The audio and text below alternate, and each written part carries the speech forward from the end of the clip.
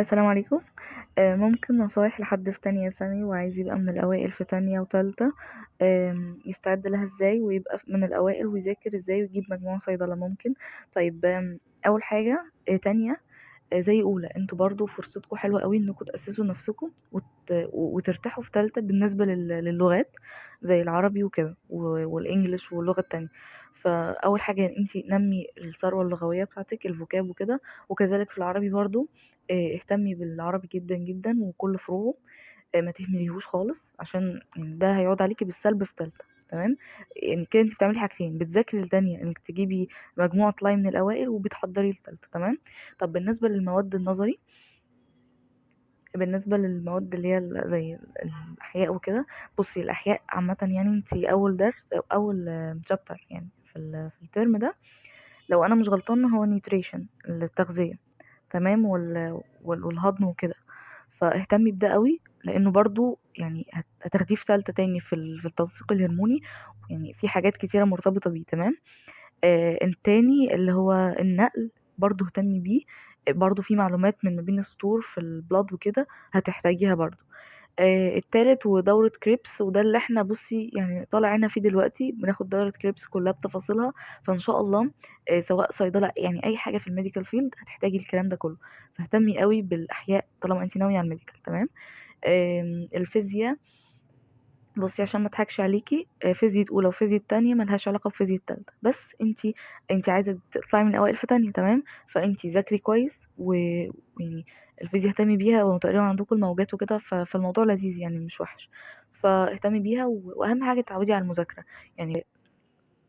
فانتي لو متعودتيش على المذاكره في اولى وتانية هتقعدي ساعه على الكتاب مش هتقدري تقعدي تاني، هتقومي على طول. فده غلط يعني. تمام. ايه تاني؟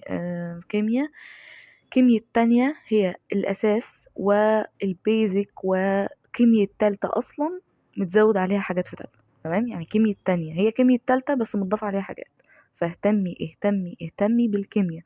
أصلا احنا خدنا أول شهر أو شهرين ونص في تالتة بنحضر لكيميا التانية، فاهمة؟ اللي هو أصلا يعني انتي هترجعي تاخدي ده من الأول تاني. فاهتمي قوي بالأوربيتالز والإلكترونز ومين ده، اللي هو البارا والضاية والكلام ده كله. ده يعني بصي هتحتاجيه تاني. فاهتمي قوي بالكيمياء. انتي معرفش انتوا عندكوا ايه تاني. كيمياء فيزياء احياء. مش عارفة انتوا ايه. رياضة، فانت طالما انت يعني ناوية على الميديكال ففوقك من الرياضة بس برضو هتذاكريها. فربنا معاكي. وأول يعني أول نصيحة بقولها لك اتعودي على المذاكرة واهتمي باللغات، يعني دول أكتر نصيحتين. المواد بقى العلمية اهتمي أوي. في بس حاجة عايزة أقولها لك وعايزة أقولها لكم كلكم. محدش يقول أنا عايزة أجيب مجموع كذا، دي غلط جدا. انت هتقول عايزة أجيب مجموع كذا، انت لا قدر الله ممكن ما تجيبوش. دي يعني حاجة من واقع خبرتي أنا عمري ما قلت أنا عايزة مجموع طب. أنا عمري ما قلتها. أنا قلت أنا عايزة أجيب 100%.